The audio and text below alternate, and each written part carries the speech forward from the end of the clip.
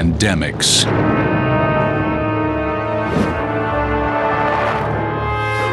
From the Black Death of the 14th century, to the Spanish flu of 1918, to the SARS epidemic of the 21st century, outbreaks of virulent diseases have devastated entire societies. Many civilizations came close to being destroyed by the importation of Western diseases. Now, health officials fear we may be on the verge of another epidemic. We don't know when it's coming. It may be pandemic influenza, it may be something else. And one scientist believes that the culprit may come from outer space. There's no question that a comet-borne pandemic would occur at some point in the future. And we may have no defense against these extraterrestrial diseases. That's probably the doomsday scenario that we should worry about most. The result could be catastrophic. A tragedy of unimaginable proportions. Alien infection on Mega Disasters.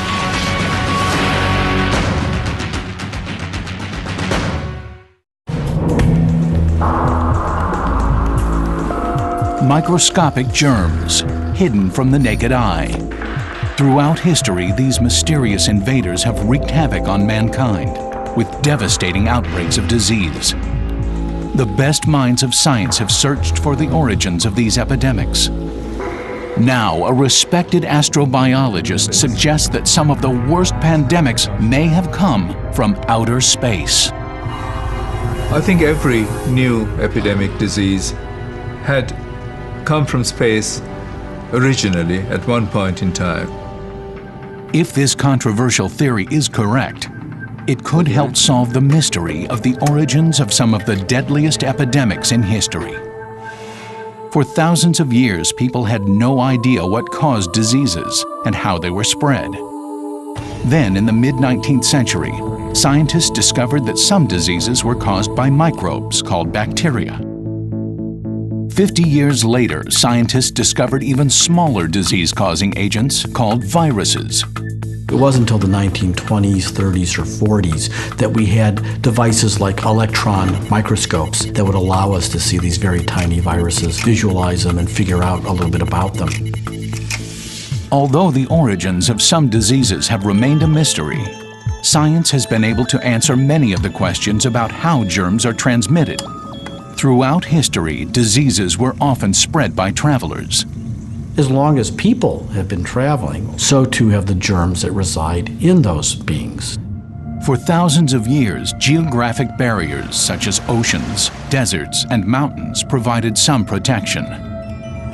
But these natural defenses were broken when technological innovations enabled humans to travel the planet.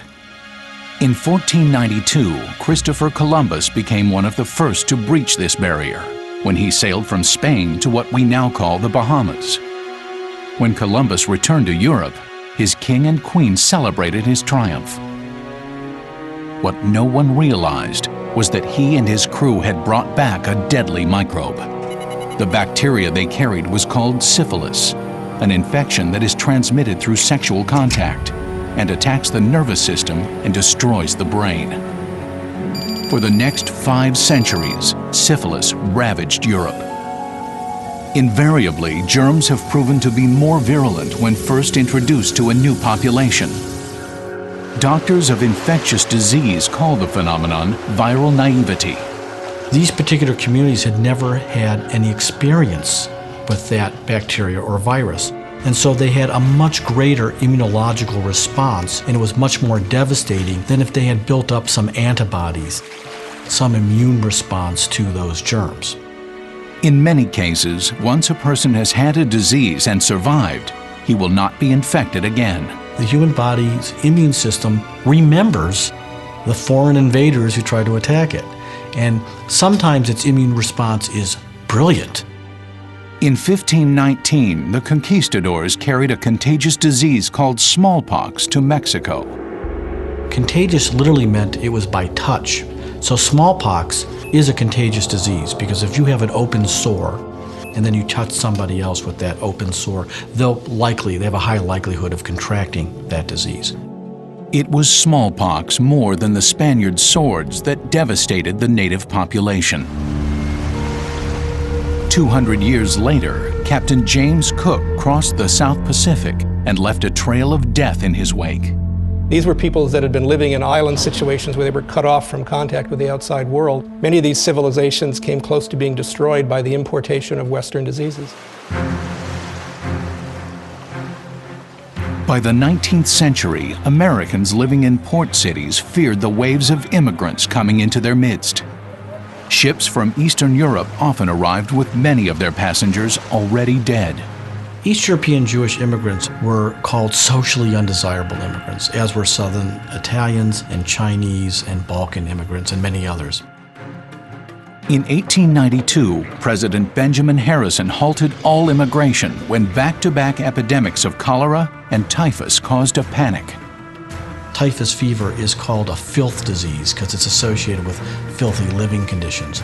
It's actually borne by lice, and when they bite a human being, the human being gets typhus fever, which is marked by terrible fevers. You're quite insane. The fever is so high, and a body rash and seizures, and ultimately, for about 25 to 35% of those who get it, death. In 1918, the world was in the midst of a war on a scale never before seen. Out of the carnage rose a deadly virus. You cannot separate World War I from the 1918 pandemic. They are intimate partners. It should be remembered that this was the most fatal epidemic in all of human history. People called the 1918 influenza the Spanish Lady, believing it had started in Spain. But even today, no one knows where the pandemic originated. And a day before air travel, this appeared almost every place in the world simultaneously. We now know that this global pandemic may have killed up to 100 million people. Witnesses described the course of the illness as shocking. Victims' lungs hemorrhaged, filling with blood. In many cases, death occurred in a matter of hours. Authorities were soon forced to quarantine the victims. There were closure of sporting events, of films, of vaudeville, theater, saloons where people congregated. And when you think about a disease like influenza, that is primarily transmitted by the spread of respiratory droplets or aerosolized respiratory particles, so coughing, sneezing, things like that. The idea of separating the sick from the healthy actually makes a bit of sense. So many Americans died that bodies were stacked in the streets like cords of wood. In some towns, people buried corpses in mass graves. But no one knew what had caused the epidemic. Today, many experts fear another global pandemic. Some even suggest that the next devastating scourge may come from outer space.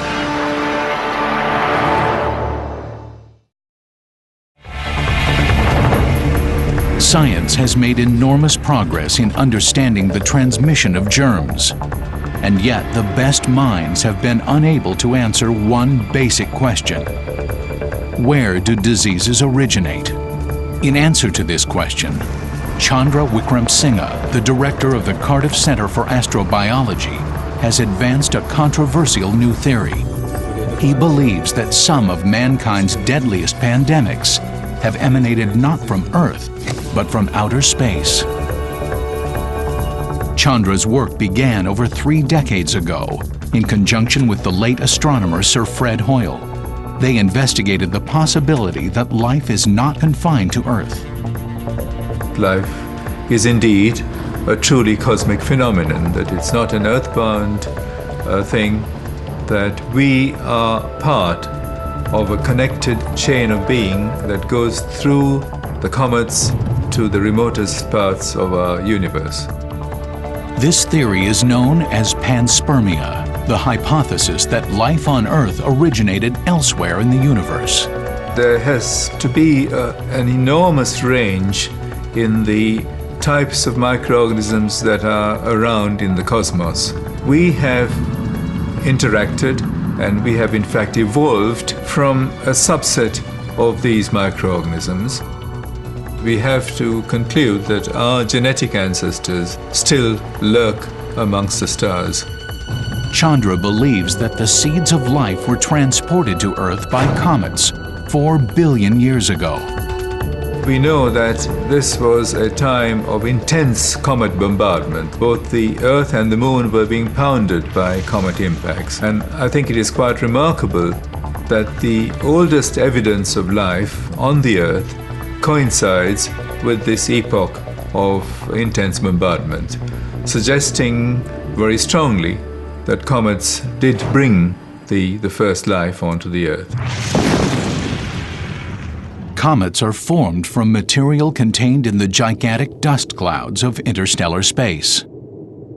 There are about 100 billion such objects, each measuring about 10 kilometers across, surrounding the entire planetary system, entire solar system, at a distance about 1/3 of a light year. In 2006, NASA's Stardust mission successfully collected comet dust, bringing astrobiologists one step closer to understanding what these comets are made of. Comet dust contains carbon, hydrogen, oxygen, nitrogen, which are building blocks of life. Few in the scientific establishment had expected comets to contain any organic material whatsoever. This preconception had influenced the kinds of experiments that were undertaken by the Stardust mission. There was no question at the time of planning the Stardust mission to look for evidence of life, of microscopic living forms in the cometary dust. So the manner in which the stardust particles were collected essentially precludes the survival of any living particles. In 2001, Chandra, in collaboration with the Indian Space Research Organization, launched a balloon into the upper stratosphere, 28 miles above the Earth, to collect samples of comet dust. We found evidence of bacterial-type cells, clumps of them in fact. So there was evidence that the particles in the upper stratosphere, which we argue came from comets, have signs of life. For Chandra, this was vindication of the theory of panspermia and the basis for a new explanation for the origin of some diseases. Once you accept that life did not start here on the Earth, that it came from comets, then you've got to take seriously the possibility that even diseases and epidemics may be caused by the introduction of cometary microorganisms. Chandra believes that some viruses could survive even the harshest conditions in space. The notion that disease-causing organisms come from space may explain the odd patterns of certain historical epidemics, including the influenza of 1918. It's very different from any other influenza virus that's ever been seen in fundamental ways. Almost everything about it was a mystery.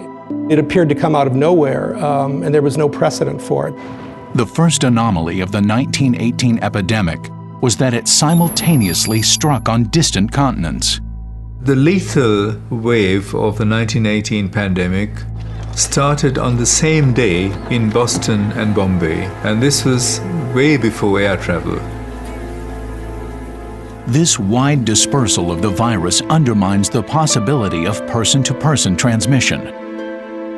Although infectious diseases like influenza follow a rapid trajectory, this was too fast. The second mystery of the 1918 flu was the pattern of death among people within a specific age range. Why was it so fatal, disproportionately fatal to healthy young adults who almost never are at high risk of dying from flu? The explanation given by epidemiologists is that during the war years, many young men fought together in the trenches or were sequestered in army bases. Crowded barracks were the perfect breeding ground for the virus. But Chandra speculates that the vulnerability of people in their 20s and 30s was caused by an entirely different factor. Since this age group was more active and more likely to move about in the open air, they were more likely to be exposed to the airborne virus. We've got to understand why it spread so rapidly in 1918, and the clear answer is that it fell from the skies. Population density seemed to have no bearing on the way the disease moved across the wide open spaces of Alaska. In 1918, fewer than 50,000 people lived in Alaska, an area the size of Europe. Influenza spread like wildfire instantly across that whole area once it got started. In some Eskimo villages, up to 90% of the population died. Doctors of infectious disease say this is a perfect example of viral naivety, in which a population without immunity is more vulnerable to a disease. Still, this does not explain how the epidemic jumped from one isolated village to another. They had to use the most tedious ways to go from one end of Alaska to another, and the person-to-person contact is just impossible in those situations. Since the virus vanished in the spring of 1919, it has remained a mystery.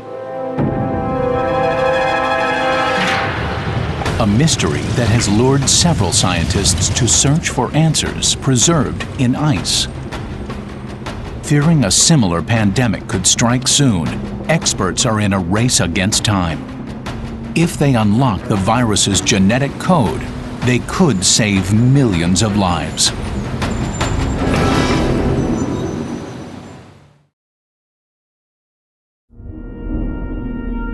Could the influenza epidemic of 1918 have originated in outer space? The flu of 1918 was like no influenza ever seen before. Like a biblical plague, it ravaged the world.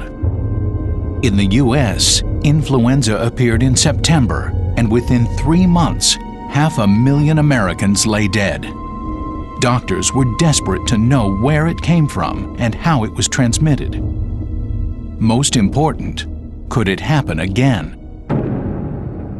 Decades later, scientists had not unlocked any of its secrets. Then, in 1951, a pathologist named Johan Hultin set out to solve this mystery. Knowing that heat is the enemy of viruses, Hultin reasoned that if the flu were to be preserved anywhere, it would be in the ice of the Great White North. His idea was to retrieve lung tissue from long-dead flu victims buried in the permafrost. But the thought was, because viruses can be preserved in low-temperature freezers and other cold sources for long periods of time, that if these people had died with virus in them, that virus might be frozen and preserved in the way it would be in a freezer and then recoverable. Hultin learned that 72 of the 80 residents living in the village of Brevig had died from the flu during the month of November 1918. There were small villages in Alaska where the rate of death was very high, and nobody really knows why. He exhumed several corpses from a mass gravesite sunk deep in the frozen tundra. Hultin tried to culture the virus, but he never succeeded. The technology at the time was limited.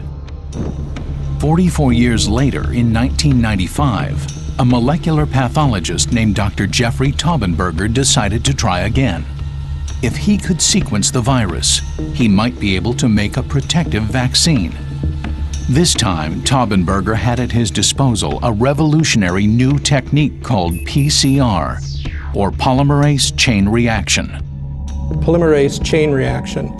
And it's a fancy scientific word for a technique in which small amounts of nucleic acid, which can't otherwise be detected, can be amplified so that instead of being X number of copies, there are 10x and 100x and 1000x and 1,000,000x copies.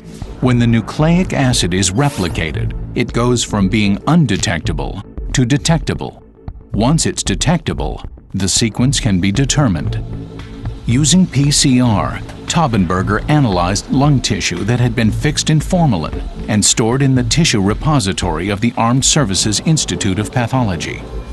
The shattered genes of the virus were so fragile, it took 10 years to sequence its RNA. Taubenberger was able to confirm that the 1918 flu virus had originated with birds. That's not a surprise because we've never seen a human influenza virus that hasn't ultimately come from birds. But the mystery deepened. It's not like any bird virus we've ever seen before. The 1918 flu seems to have caused what doctors refer to as an immunological storm.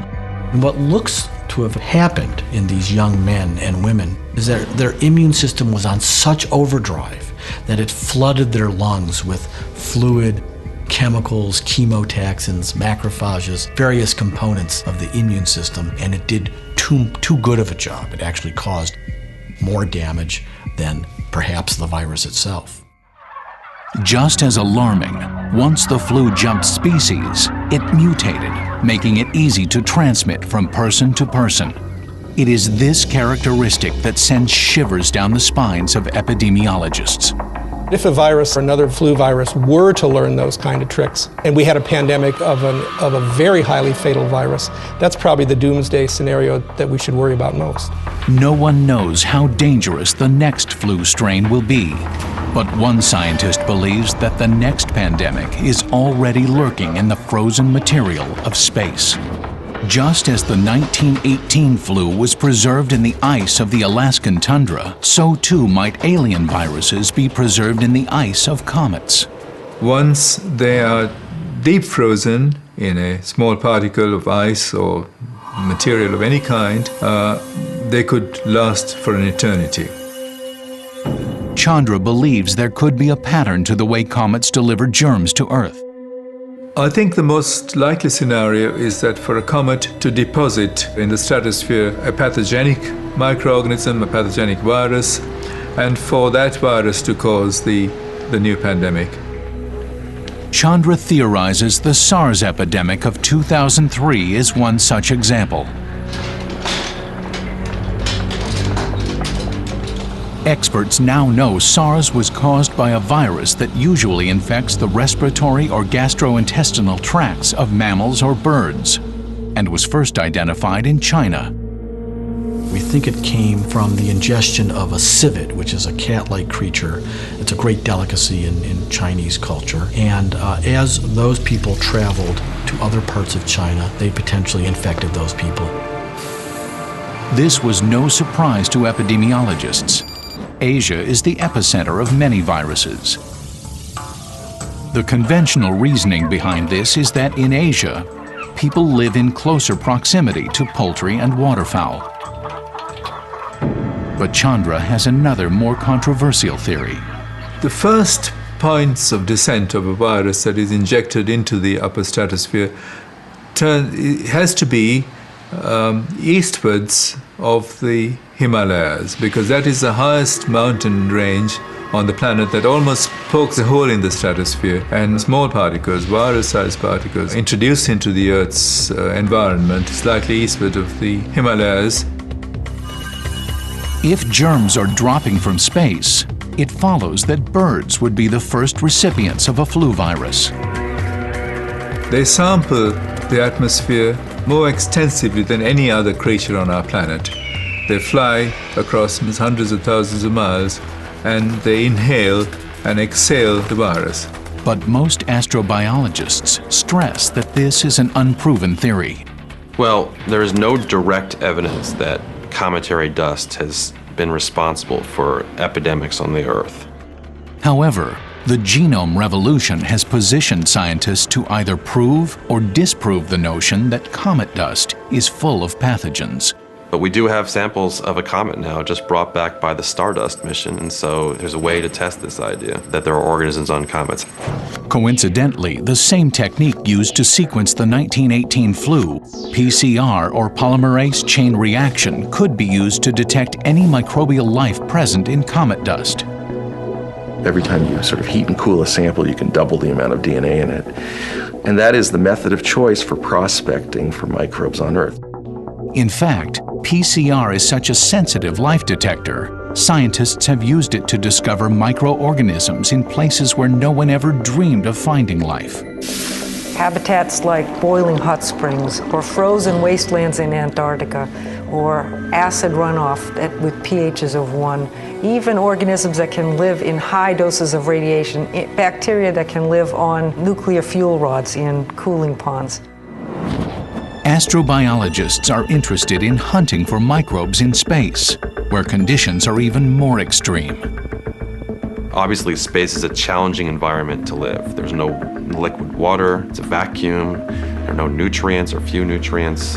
In the quest to discover extraterrestrial life, plans are in the works to construct a remote PCR test that can be performed on samples taken from the surface of Mars. We are trying to build a DNA detector to send to Mars, and it's very much based on what we know about life on Earth. In this case, the spacecraft and the samples would remain on Mars. Using PCR analysis, geneticists will attempt to find alien microbes by testing for the universal genes that define life as we know it here on Earth. To date, they have identified 500 of these core genes. You can ask, of those 500 genes, what's the 1 or 2 genes that have changed the least? These are the genes that you can use as hooks to look for other organisms. It's possible that some of these alien microorganisms we may find may be pathogenic. Without thorough testing, we will never know. Some experts believe that it makes more sense to test for Martian life by bringing samples back to a laboratory here on Earth. We'll be looking for indications of active life. We would look for fossils. We would look for spores or dormant states. We'll even look for biomaterials, remnants of cell walls or whatever. So we'll look for any and all things that might be associated with life. However, the mission would not be without risks. And the only hazard of real concern to us in terms of the globe is a replicating organism of some sort. Experts agree the chances are remote that Martian germs could escape and devastate the planet. NASA has put safeguards in place to quarantine a real-life Andromeda strain. But will they be sufficient?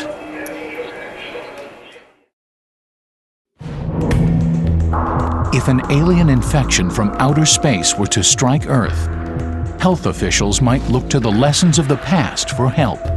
History has taught us that epidemics have a life of their own. The challenge today is how to detect and isolate disease-causing agents before they spread. Each disease has its own timetable, its own tempo, its own mode of infection, its own serial interval, its own infectivity, and all that is taken into account by public health officials. The first step taken by doctors when a new disease is suspected is to understand how it is transmitted. Is it transmitted in the food or water? Is it transmitted by coughing on people? Is it transmitted by sexual activity? Because if you understand that transmission, you could potentially block it. Public health officials know that once a disease spreads beyond control, panic may set in, and friends turn against friends. Family members may shun their own kin. This was true during the polio epidemic of the 1930s and 40s. It was not unusual for small towns to close themselves off from the outside world. Public gathering places like schools, swimming pools, and amusement parks were shut down. And we may face another global flu pandemic within our lifetime. We need to be prepared for the next threat, and we don't know when it's coming. It may be pandemic influenza, it may be something else. In a time of crisis, doctors fully expect that many hospitals will reach surge capacity. Doctors and nurses will fall sick. You could lose 30% of your healthcare workers so that your capacity in and of itself to take care of an incremental number has already shrunk. Life-saving equipment will run out. We would have to perhaps tap into what's called a strategic national stockpile of antiviral agents or even ventilators to support people. As we saw with Hurricane Katrina, alternative care centers may be opened. In the kind of pandemic that we're envisioning, we'd actually like to keep people away from the hospital. The hospital is a wonderful place to spread disease. Experts say planning ahead is crucial. You are not going to be thinking too clearly in the midst of a major crisis. and key people themselves may be very sick. And so you don't want to be making deep moral decisions without a context to make them. You'll be way too emotional at the time. In order to staunch the spread of a possible epidemic, guidelines have been established in advance. Doctors are required to report any unusual spikes in infectious diseases to health authorities. If there is cause for alarm, health authorities will impose a partial quarantine. That would be a series of actions whereby public gatherings would not occur, concerts would be canceled, for example, schools would close. In recent years, cases of a bird flu called H5N1 have greatly alarmed epidemiologists. The fatality rate among those infected is staggering. The H5N1 virus in Asia and other places, which has been killing over 50% of people. They know this flu has jumped from birds to humans.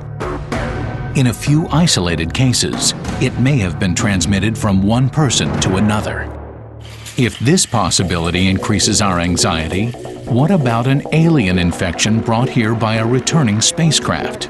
The stuff of science fiction, perhaps, but experts treat the possibility very seriously. The notion that it is dangerous to move material from one planet to another has been a concern of many scientists involved with space exploration. Article 9 of the 1967 Outer Space Treaty, signed by more than 90 nations, dictates that all countries will avoid harmful contamination of the Earth. When we sent astronauts to the moon during the Apollo program, the provisions of the Outer Space Treaty were put to their first test. At the time the astronauts came back, they were quarantined, along with the rocks and samples that they brought back. NASA continues to be concerned that a returning space probe could bring back an alien organism that would infect our biosphere. What's the probability that that sample might have something in it that could be infectious or biohazardous to humans? It's very low, but not zero. In the search for extraterrestrial life, NASA scientists have long considered the planet Mars the best nearby candidate. During the late 70s, after the Viking probe to Mars seemed to indicate there was no life on the red planet, the concern over bringing organisms back to Earth faded. However, some startling new discoveries have caused astrobiologists to question that verdict. In 2006, photos taken of the surface of Mars by the Global Surveyor showed the presence of newly formed gullies, not apparent only 6 years earlier. These formations indicate that liquid water could have flowed on Mars within the last decade. This discovery has increased the likelihood that there may be life on Mars. On Earth, everywhere that we see water, we see life. So if one is trying to find life as we know how to recognize it, the best place to look is where the water is. Now, after more than 30 years, NASA may be gearing up to launch a new mission to look for existing life on Mars. The real important thing for science would be to bring back samples so we could throw a whole battery of tests and lots of scientific expertise at the debate and actually have the samples here on Earth. In this case, a spacecraft will be sent to Mars to collect soil samples. How the device would collect samples up there, how samples would be sealed up in something that is locked tight and could come all the way back to Earth without releasing its containment. That's something that has to be worked on. The sample would consist of material scooped from the surface of Mars. Would fit maybe in a coffee cup. It would be made up of some gases that were collected at the same time, dusts, small soil samples, as well as pebbles, little stones that have been drilled out. This container may hold the first evidence of extraterrestrial life, a prospect that sets off alarm bells. Some fear it could contain microbes as dangerous to the human population as those that caused the 1918 flu. If you move organisms from one place to another place, beyond where they would normally disperse, you can have surprising outcomes when the new populations interact with each other. NASA's policy is to treat any sample as hazardous until proven otherwise. In the quest to return a Mars sample to Earth, NASA has anticipated just about everything that might go wrong. Space flight is a risky business. Probably the biggest threat would be that it crashed and was exposed to the environment. It looks like we have a no-shoot, sir. Vector 200. Put it on your nose. An accident is a very real possibility, as evidenced from the crash of the Genesis capsule in 2004.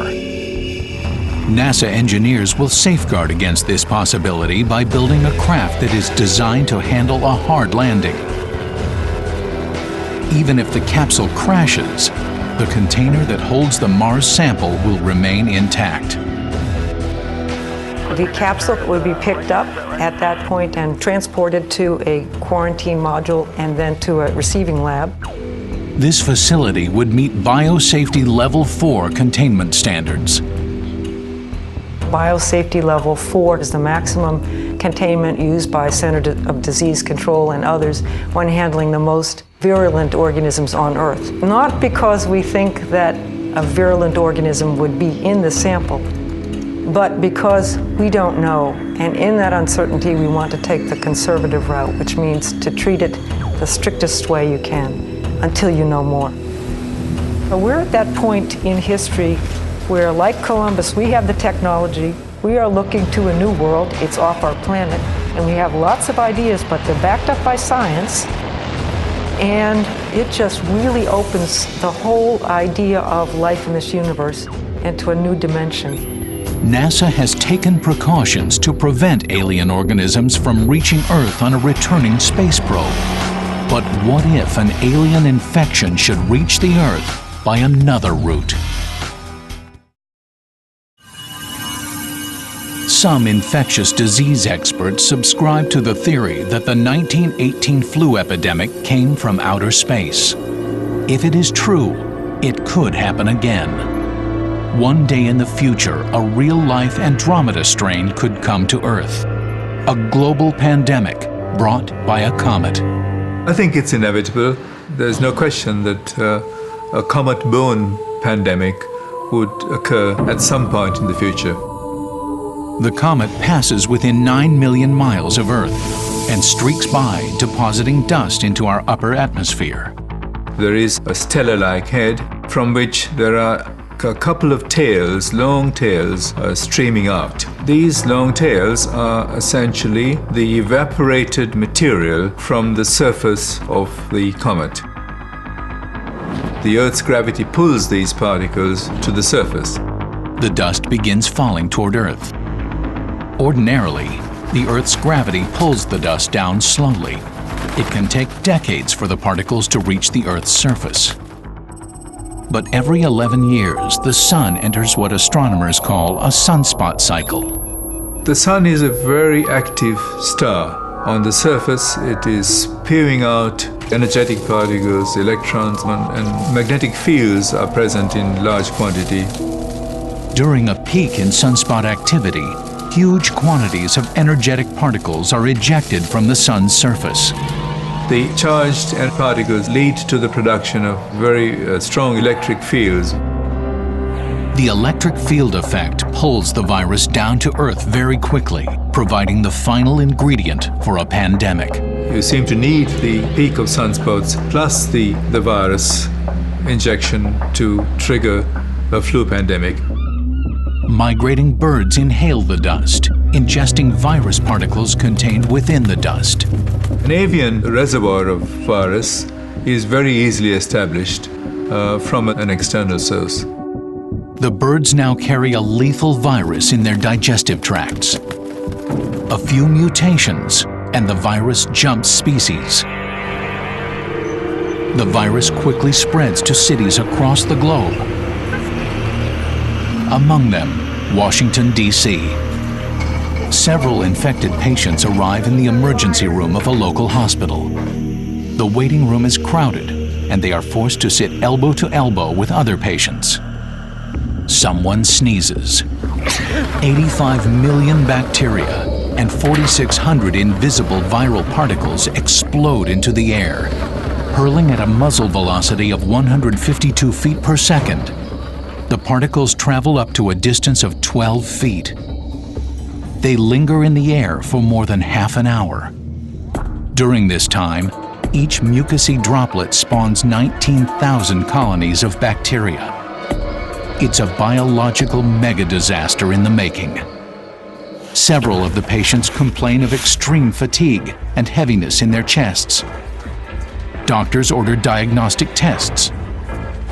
It seems like an ordinary flu. Then, one young man coughs up a stream of blood. A nurse notices that his feet are turning blue from lack of oxygen. Somewhere along the way, there'll be a different pattern to the illness. The problem there is that by then, other people may have been infected. The hospital notifies public health officials. Doctors can't agree on a diagnosis. Many of these new emerging infections are easily missed. One, because we're not necessarily anticipating them, and two, they can masquerade like anything else. By now, over 100 people have been exposed. These people, in turn, expose others. In a nearby office building, a public health surveillance agent watches a bank of monitors. At a city level, an emergency department starts noticing a spike in the number of people with increased respiratory problems. By now, the hospital administrator has heard even more alarming news. At Dulles Airport, a passenger arriving from Hong Kong has been carried off the plane dead. His clothes are splattered with dried blood. Autopsy results are pending. But the suspected killer is a variation of the H5N1 virus. If a virus like the current so-called bird flu, the H5N1 virus in Asia, which has been killing over 50% of people, if that virus were to become pandemic, it would be a tragedy of unimaginable proportions. In other cities all over the country, the same terrifying scenario is playing out. Public health authorities follow the guidelines prepared for a Category 5 pandemic. Households with ill people are quarantined. Many commercial flights are grounded. Work hours are staggered to slow the flow of public transportation. Daycare centers and schools are closed. Public access to Washington's monuments is denied. Well, unfortunately, pandemic influenza can disrupt all aspects of society in a very fundamental way. And projections are that in a worst-case scenario, there may be absentee rates of 30 to 40% from all businesses. By now, patients are streaming into the local hospitals, which quickly fill to capacity. Something this large and of this scale, we, along with other elements of the city and state, hope that many of the patients, in fact, will be diverted away from hospitals. Doctors and nurses are falling sick. Emergency services are overwhelmed.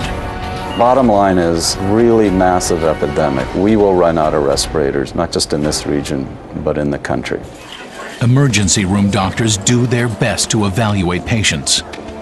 In a disaster framework, the overriding philosophy that is used to decide who gets the resources is the greatest good for the greatest number. Those who have the least likelihood of making it are denied precious resources. You have to make these Solomonic decisions, which can be very, very hard. In these cases, death is unavoidable. In spite of media attempts to allay people's fear, panic mounts. Patients who do not need respirators are diverted to an open-air sports stadium. The Ravens football stadium, lots of flat, open space inside where all the concessions are. Very nice, very comfortable. There's good facilities, lots of bathrooms, lots of running water, and so forth. The bigger issue is the transference of bodies and remains of people to the city, state, or regional morgues. Bodies are accumulating so quickly, the morgues are filled to capacity. At local cemeteries, freshly dug graves multiply, but cannot keep up with the death toll.